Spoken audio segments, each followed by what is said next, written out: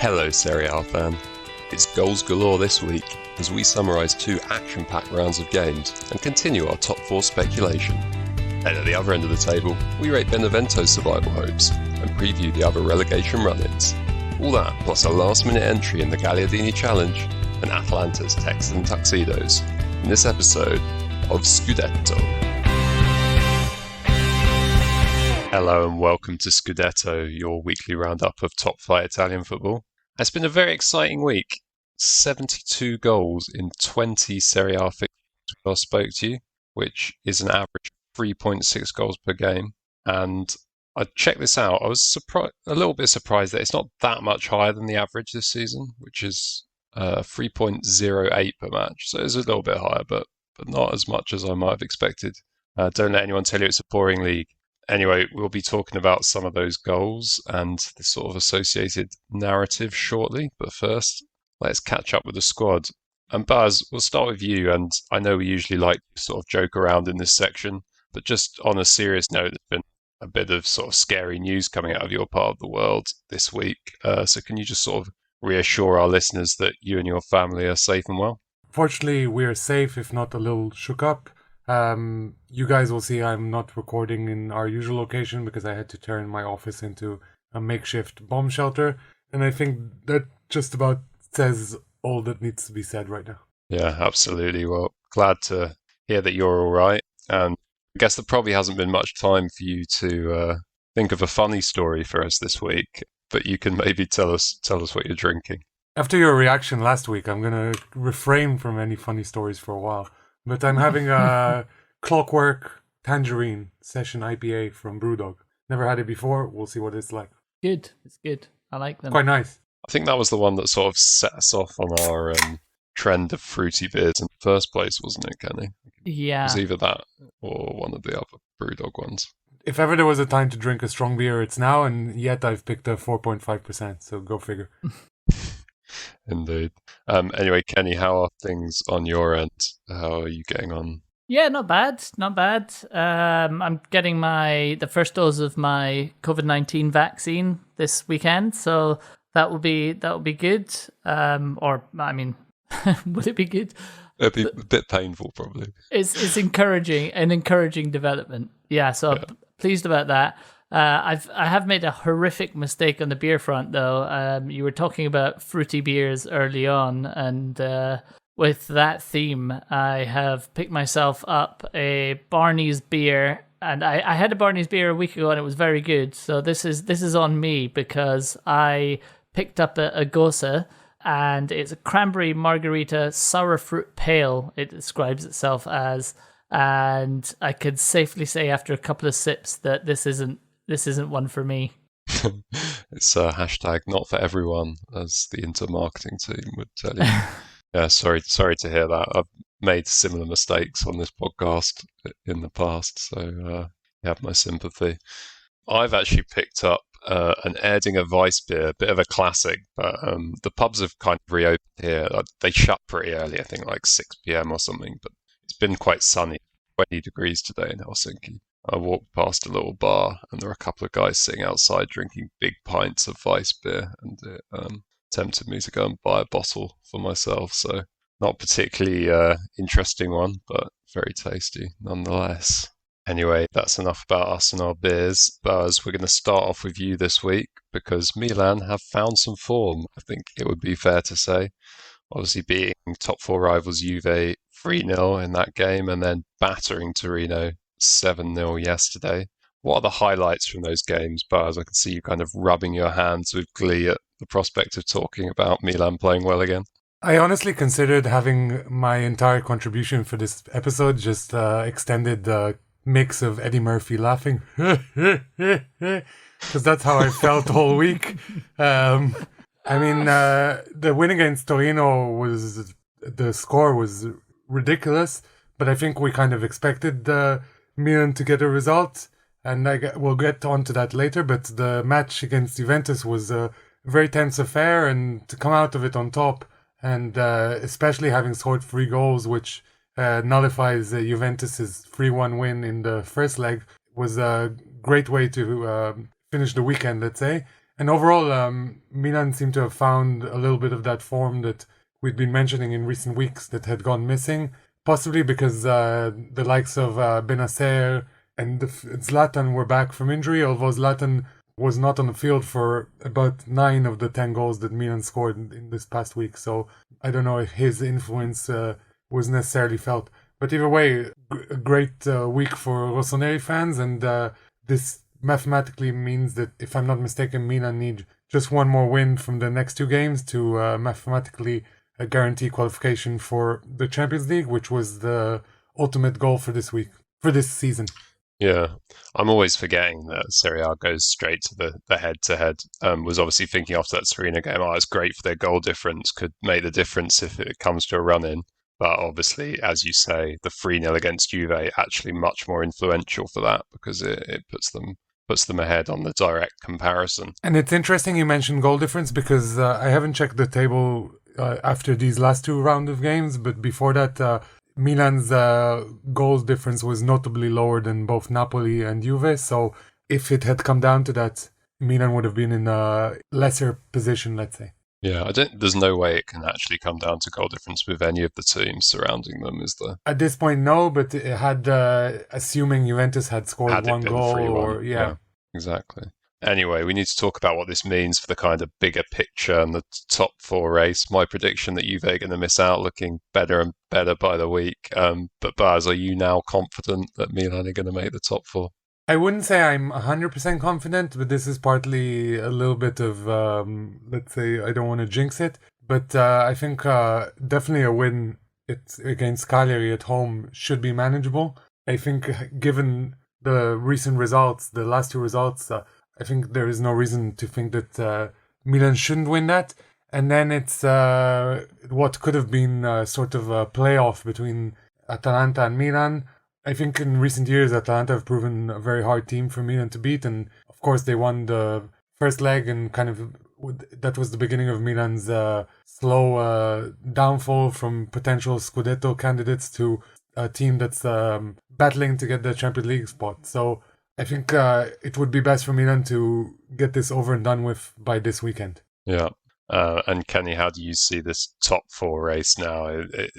Milan look pretty nailed on. It's really going to be between Napoli and Juve, isn't it? Yes, that's very much what I expect. So Atalanta, this is the thing. It's unlikely that Milan are gonna drop points at the weekend. It's unlikely that Atalanta are gonna drop points at the weekend. But I don't know. It's possible that one of them might. Certainly, it's looking very, very, very, very tough for Juve. The one thing that I would say is that looking what Inter have done in the last 2 games now, the sort of they've got the monkey off their back, and they've won the Scudetto. They've gone and scored more goals in their last 2 games than they had scored in the 6 games before that. And Juve might have beaten Sassuolo 3-1, but weren't entirely convincing in that game. I mean, Gigi Buffon had to save a penalty, and by all accounts, in the first half, at least, Sassuolo were more than a match for Juve. I'm not convinced that Juve are really favourites to take anything off of that game against Inter. So it could even have nothing to do with how Milan-Atalanta do this week. Certainly, Milan-Atalanta, one victory away from securing Champions League football. It looks like that is most likely going to happen. And if you look at what Napoli have been doing, I mentioned their Inter's goal scoring record in the last 2 games. Inter aren't even the top scoring team in Serie A over those 2 games, because in second place would be Napoli with 9 goals, and obviously Milan with the 10 that they've scored as well. Napoli, I just don't see how anyone can stop them at the moment. Now that they've got that full squad, they're just firing on all cylinders, and they've definitely got the easier. They've had the easier run in over the last few games than Juve, but that continues right through to the end of the season. I think it's pretty much game over for Juve, but you never know in football. Yeah, I guess the one counterpoint to that is if Inter are affected by the off-field antics that have been going on this week, which we will get to shortly, but certainly doesn't look good for Juve at the moment. We should pick up on what you were just saying about Napoli and speak a little bit more in depth about that. But as you were telling me earlier that Gattuso's Napoli scores more than Sarri's. Interesting statistic there, obviously. This is again a stat I saw before this last round of games. I think Sarri's record was 88 goals in one season, 79 in another, and 91 or something like that. And I believe Gattuso is very close to overtaking at least one of those records. So I reckon a lot of Napoli fans who maybe criticized Gattuso earlier in the season, as well as the president De Laurentiis, may end up regretting not having given the Gennaro the support he deserved. And who knows, maybe if there was slightly more stability at the club, they might have had an even stronger push. Yeah, that they're on 83 goals at the moment. So, looking like, as you say, they're at least above average there. Kenny, what do we think? What's the latest? Is there a chance that Gattuso's there next season? There seem to be a lot of conflicting reports on this. I think if you're De Laurentiis, you'd be absolutely crazy not to U-turn. But I think we all know the character that he is, so I wouldn't be at all surprised if he stuck by his guns. There have been reports saying basically Gattuso to Fiorentina is a done deal. There have been others saying that Gattuso would be willing to stay at Napoli. Which of those are more reliable? I don't know, but for me, if De Laurentiis has any sense, he offers Gattuso that contract extension. He swallows his pride and he offers him it. And harsh as it might be, and it might be a bit counterintuitive because of the sort of character that De Laurentiis is, and because of the conditions that Gattuso's had to work under. But nevertheless, I think what he's building, the opportunity to take that Napoli team into the Champions League, if that is in fact what happens. If I'm Gattuso, I would probably stick around to take Napoli into the Champions League as well. But we don't know. We don't know what is actually sort of signed, sealed, and delivered. It could be that it's too late for De Laurentiis. If you're a Napoli fan, you've got to be hoping not, and you've got to be hoping, like I said, that he swallows his pride and offers him that extension, because they are. We talk a lot about Atalanta being so attractive on the eye, but I think at the moment Napoli just look like they're scoring goals for fun. They're so fun to watch, and now that they're at full strength, seriously, this team with a few reinforcements, with a bit more squad depth, could potentially go on and do what Milan threatened to do this season and challenge for the title. Yeah, absolutely. And from our perspective on this podcast, would be great to see him back there. They've been a joy to follow this season. We'll have to just sort of see what happens over the next couple of weeks. We should now go to the other end of the table and talk about the fight to escape relegation. Obviously, 2 out of 3 of the teams now decided, Crotone and Parma relegated. And it looks on paper, Kenny, like Benevento are in serious trouble. 4 points adrift with 2 games to play. Do we hold out any hope for them at this stage? I think normally you'd look at this on paper, you'd see that Benevento are 4 points behind with 2 games left, and you think they're as good as gone. That is until you realise that Benevento's next game actually is against Crotone, who, as we started recording, looked like they were picking up 3 points, but nonetheless, over the course of the season, you would expect Benevento to win that game. And if Benevento do win that game, the 2 teams above them, being Torino and Spezia, are actually playing each other. So in the worst case scenario, so long as Benevento win that game, they will go into the last game of the season at most 1 point behind whichever side loses out of the Spezia Torino game. And if not, there'll be 2 points behind if that game ends in a draw. And furthermore, Torino obviously do still have to play again against Lazio, but Benevento play against Torino in the last game. So I'm really, really not sure that this is all done. And the other thing to point out is that the Spezia game, where Spezia, I mean, there was so much drama in that game, but there was potentially a handball, I thought, for Samp's second, and Spezia missed an absolute sitter, which we'll come back to later on, and had that gone differently and they'd managed to hold out as well after going 2-1 up, they would have been out of reach. But as things stand, that could prove really, really costly. So I think it's still absolutely fascinating at the bottom. I definitely don't think that Benevento are gone. Probably they're the most likely to go down on the basis of the points that they have to make up, but definitely not all done yet. Yeah, that game on the last weekend, Torino-Benevento, could be absolutely huge, couldn't it? We were saying earlier that I've kind of just got an idea that Torino are going to get something in that game against Lazio and surprise us all. That's normally the way football works, isn't it? Yeah, exactly. I had a lot of confidence in Torino until I saw them in midweek, and they seemed like they were very slow to the ball. I want to say they were already on the beach, but they're far from guaranteed safety, so I don't understand what happened. Maybe that 7-0 was the kind of kick up the backside that they needed. It was all a big plan from Davide and Nicola. Well, actually, there were some nice comments after this, strangely, after a 7-0 defeat. So Nicola said that he completely put his hands up and that it was all on him because he put too much emphasis on this game and he built the players up for it too much. And equally, I think Cairo was like, look, nothing's happened. We weren't favourites to win this game. The reason that we conceded so many is because we were 3-0 down and we decided to try and get ourselves back into the game and we got hit on the counter. And Nicola as well saying, look, this is something that is in the past and what we're going to do is go out at the weekend and try and prove that it was just a blip. So all of the sounds that are coming out after a 7-0 defeat are as good as they possibly could be. So we'll see what happens.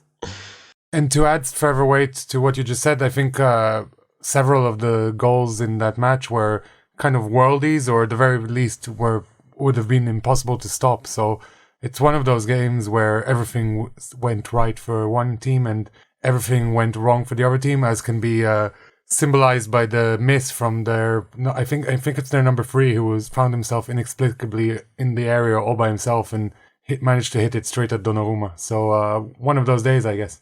Yeah, indeed. Well, we'll see how they get on against Spezia the weekend. That should be an interesting one. Last talking point, we should just discuss briefly Inter, who have, as we've said, kind of been closing out the season like champions. Kind of, if anything, like you said, Kenny, they've been let off the leash a little bit now that the monkey is off the back, sort of free scoring. But we should discuss kind of off the pitch complications with news today that the Inter staff and players have listened to a plea from the owner, Steven Zhang. Was it to give up 2 months worth of wages? That's both playing and non-playing staff. It doesn't look like any of the players have accepted that. It's been kind of roundly refused, which could have wider financial implications for the club. What do we make of this situation, Boaz? Do you think it's going to affect on the pitch performances for the rest of this season, or will the ramifications be more like harshly felt next season? I think we've been speaking all season about occurrences off the pitch that may affect Inter, but ultimately every match Antonio Conte gets his team ready and they seem to relish the adversity even. This particular scenario, I mean, I can't think of many other clubs that, despite not playing their staff for 2 months, still go on an incredible 12-match unbeaten run and start smashing goals in. So, as usual, Inter is kind of a different beast to the other teams. However, whether this will affect next season is still a big question mark. You may remember John last week saying that a lot of what Conte is saying is a little bit of posturing and that he'll be the manager next year, but I'm not 100% sure because the finances in general in Italian football are not the greatest in this COVID era, and Inter in particular are in slight trouble. I mean, I think that's something that we'll keep an eye on. I wouldn't say it's 100% that Antonio Conte will be on that bench next year. Having said that, I really hope he will be, because I will relish Jose against Antonio again. Yeah, absolutely. Yeah, a lot of the press reports seem to be suggesting that some of the higher earners would have to be sold as a result of this. I don't know how much that's kind of posturing in the press from the owners, but obviously Conte is among the higher earners, but you think there must be a few in there that would be potentially up for sale. The news transpiring today was that, for example, Kolarov, who Conte wanted very strongly, will not be renewed for next year.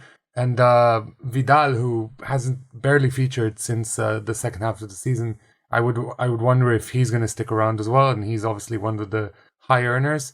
But there's a few, let's call them squad players as well, who are on decent salaries. And maybe it's time to cut off some deadwood. Yeah. Fair enough. Before we move on from Inter, did you want to mention the Ultras situation? Yeah, first of all, I wanted to mention Pinamonti getting his first ever goal for Inter. He's a very highly rated youngster, and he's the fourth striker after Sanchez, Lautaro, and Lukaku. It's quite a big deal for him, but also it could have potential ramification for Italy in the future if his skills are as good as Football Manager suggests.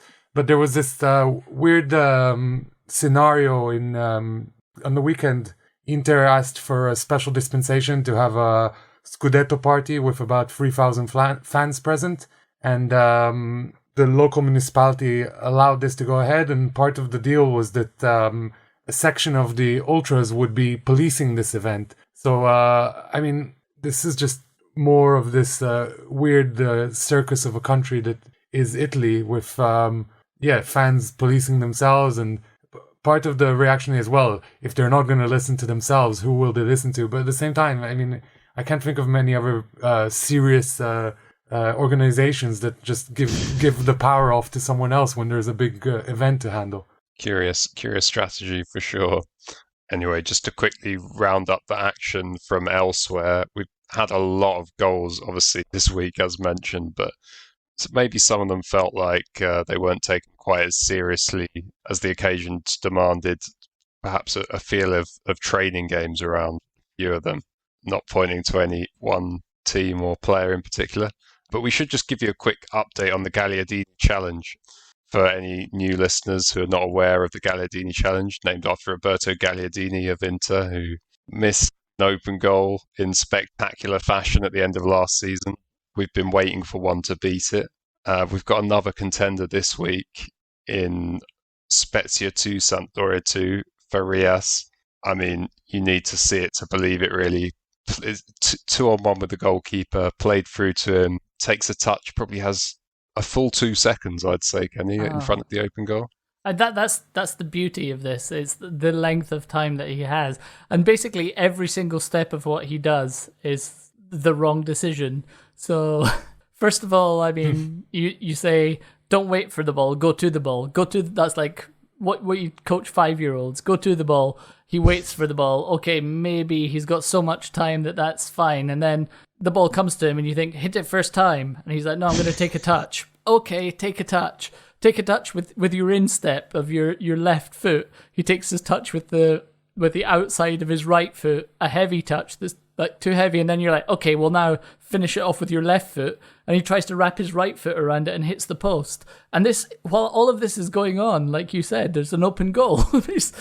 It's unbelievable. It gets to the point where when he finally hits the post, when he finally takes the shot that hits the post from about 2 yards out, actually it doesn't look like that bad a miss because the keeper's got back. But I mean, I think possibly this is a very, very late contender, but possibly this is the winner of the Gagliardini Challenge this season. Still got 2 rounds to go. Personally still finding it hard to look past the Maguire miss. I'm so invested in Harry Maguire right now. I went to the bookie and I asked him how much to Harry Maguire to win the Gagliardini Challenge, and I put a lot of money on it. In case anyone's wondering, there has to be at least one Italian team involved in the fixture for it to qualify. Or Italian player, because we might need to bring it into the Euros. Yeah, no, I think it's going to be awarded at the end of the club season. Okay. But yeah, okay. Maybe we have a special one for the Euros and then do it again next season. We need to discuss this actually off air, but... After this last miss Kenny described, it might change name to the Farias Challenge, so we'll see about that. Yeah, another good point. But we will be awarding it at the end of the regular season in 2 weeks' time. And then we'll decide where we take it from there. Anyway, so we've already kind of spoken about some of the games of the weekend. Juve playing Inter, obviously. Roma could kind of end Lazio's top four hopes in the second edition this season of the Rome Derby. And also that Spezia-Torino game, which we've already said is pivotal in the relegation fight. And in other news, it looks like the Tito's going to be forced to sell one of his clubs, but it's probably not going to be Lazio, is it? Most probably not. His other pet project, Salernitana, earned promotion over the weekend by beating Pescara 3-0 on the final day of Serie B. And as both Salernitana and Lazio are owned by Lotito, as you mentioned, he has 30 days to sell one of the clubs. And I'm not sure if he was expecting to get promoted, but I think 30 days is not that long to find a buyer, so it's going to be interesting. And Salernitana end a 23-year absence from Serie A, so kind of a nice retro outfit to have back. Yeah, another one that we can look forward to the preview of in the first episodes of our next season of Scudetto. Anyway, we should do good week, bad week, Boaz. I think it would be cruel to give it to any club other than Milan. Not sure if you've got any other nominations, Kenny, or if we can just award that one straight away. I mean, it's also been a very good week for Napoli with Juve dropping out of things and them going on a free scoring spree. But who am I to stop Milan from claiming this title this week? To be fair, the performance, particularly against Juventus, was 10 stars. The only thing I've got to say is kind of comical is that Pioli said, I've always said that it is impossible to play the perfect game, but by golly, we got close this time. Yeah, we won't kill your joy there then, but we do have to have a discussion about bad week. I know, Buzz, you'd probably like to give it to Juventus. I would love to give it to Parma, actually, because they've just dropped to bottom of the table, but it seems like they've won a season ticket for this spot, so I'm happy to give it to someone else for a change. What do you think, Kenny? Bad week Juventus, bad week Parma, any other nominations? Yeah, well, Juve had that good result against Sassuolo, but I don't think that kind of... I think that's kind of papering over the cracks, really, isn't it? I think they've got a very, very tough couple of games ahead of them. And yeah, I think it's Juve. Yeah, I mean, Torino also lost 7-0, but I'm happy to give it to Juve. Juventus has had a bad week. Done. Okay, I think that's it for this week for the main talking points. Just a few honourable and dishonourable mentions, and we'll wrap it up. Buzz, you want to kick us off? Yeah, I wanted to give an honourable mention to Sinisa Mihajlovic. His daughter revealed to the world that she was pregnant this week, and she revealed it by a video of her kind of giving a little envelope to Sinisa, who's kind of sitting on the couch in his living room, and he's dressed in the shortest of shorts and his Bologna training kit. Clearly, he didn't know this was going to be spread across the world. But essentially, he pulls out, and there's a little baby shirt that says you're going to be a grandfather or something like that. And he breaks down in tears, and it's the sweetest I've ever seen Sinisa Mihajlovic in my life. So he can get an honorable mention for that. And while we're talking about Sinisa Mihajlovic and very young people, I have to give an honorable mention to Wisdom Ame, who came on in the loss against Sampdoria this week and became the youngest ever player to debut in Serie A. Obviously, Bologna aren't having the best of times, but at least they're making news elsewhere. Good news. And I want to give an honourable again to my boy Ante Rebic. As we discussed in that 7-0. He scored the fastest hat-trick in Serie A since the year 2000, which was scored by Andriy Shevchenko. So not only can he kick a ball really hard, he can score a hat-trick really fast. Well done to him. He also set up 2 goals. Yeah, he looked a bit embarrassed when the last one went in.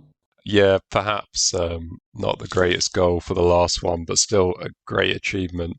Kenny, a slightly less impressive achievement from Calderola earns a dishonourable from you. Yeah, this is one of those dishonourables for being brainless. I think we've had a few of them handed out, but Calderola got 2 bookings within this. We talked about the fastest hat trick in Serie A. Caldirola got 2 bookings within 90 seconds. Both of them for what I guess could only really be called assault on Zapata. So Benevento were trailing 2-0 already. Bearing in mind what we've said about them currently being in the middle of a relegation dogfight, you're 2-0 down with 10 minutes left. He went flying into the back of Zapata for the first one, which could potentially even have been a red card in its own right. Got away with a yellow, and then 90 seconds later just forearm smashed Zapata in the face. Just brainless, and it's a stonewall dishonourable. Yeah, thanks for bringing that to our attention. Sounds absolutely ridiculous. And slightly, a much better record, or a much better pair of records, which should get honourable mentions. Immobile hits his 150th Serie A goal in the same week that Ronaldo hits his 100th, so honourable mentions for both of them. And switching gear a bit, Boaz, you've got an honourable from Lecce's Mancosu. Yeah, Lecce captain Mancosu revealed last week that he had undergone surgery to remove a tumour, and that after missing 4 matches, I believe, he was back on the pitch. For a start, that's the incredible recovery time, but some of his quotes were genuinely heartwarming. He said, I saw real fear in my family's eyes, something that I have never seen before, and all this for me. So it's great to see him back, and hopefully he puts this behind him. Yeah, absolutely great, great honourable. And Kenny, for your weekly goals honourable, there are a lot of names on this list. Can you? There have been a lot of great goals. I'm going to fire. There have been a lot of goals. There have been a lot of goals. There have been a lot of great goals, and just to please you, Oscar, I'm keeping it only to midweek goals. So I've, as has been my habit in recent weeks, I have themed these. So I've got One Touch Delight for One Touch Football, and in that, I hope you've got your pencils ready to note these down because I'm going to fire through them.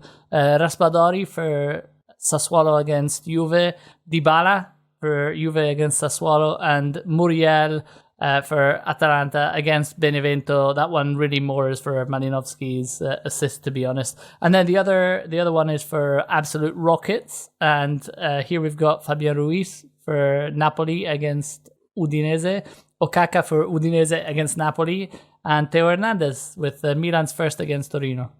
Thanks for that, Kenny. Much appreciate you keeping it brief. Boaz, you want to give us an honourable for Maria Marotta. Maria Marotta became the first female to ever officiate a Serie B game, and her quotes post-game were amazing. She said, while my experience is going to go into history, I don't want to be, in the future, I don't want this to be newsworthy. Yeah, very sensible statement. One that we definitely support on this podcast. Just to fill up our quota for dishonourables this week, I've got one for the Cagliari-Fiorentina game, which Opta tells us is the first match without a single shot on target in Serie A this season, which is terrible form. Kenny, you wanted to give, it says here an honourable, but I assume it's a dishonourable to Lukaku for his party. Yeah, I'm a bit miserable this week, I guess. I've got 3 dishonourables in total.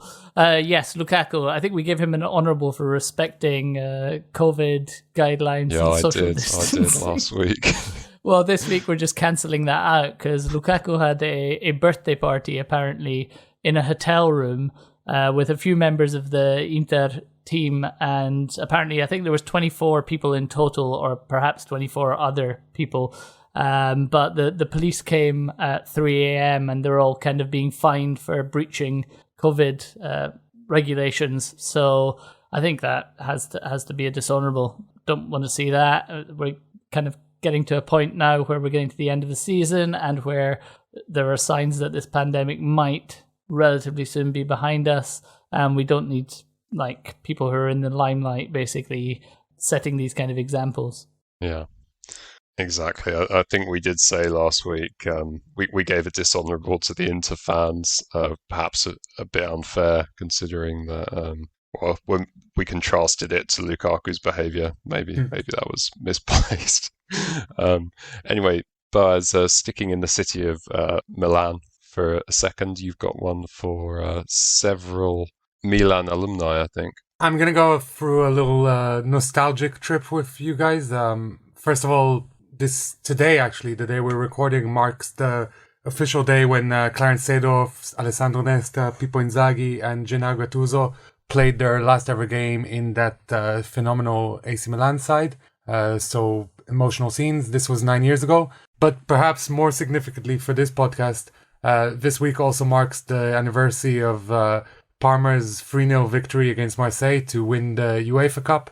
This was a Parma side featuring some phenomenal players, the likes of Buffon, Thuram, Cannavaro, Dino Baggio, Veron, Hernan Crespo, and Enrico Chiesa. So what a fantastic side. And it's curious to say that that was the last Italian team to lift this trophy.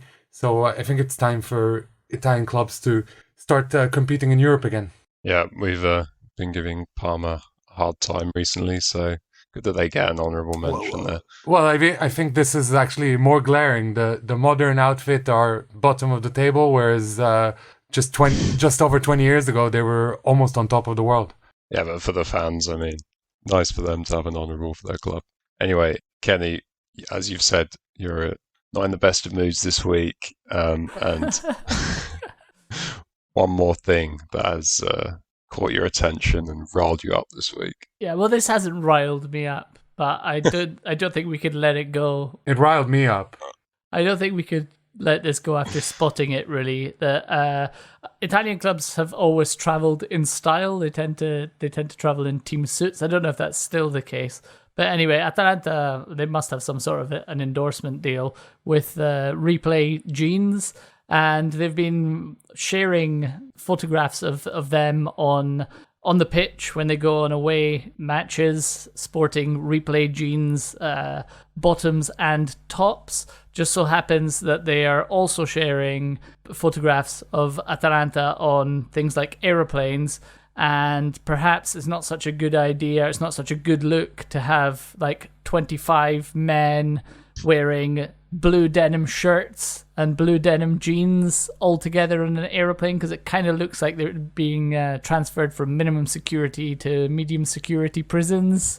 It just has a touch of Shawshank Redemption about it. Yeah, exactly as you said before, a Texan tuxedo. Yeah. It's not the look that you want for professional football team, really.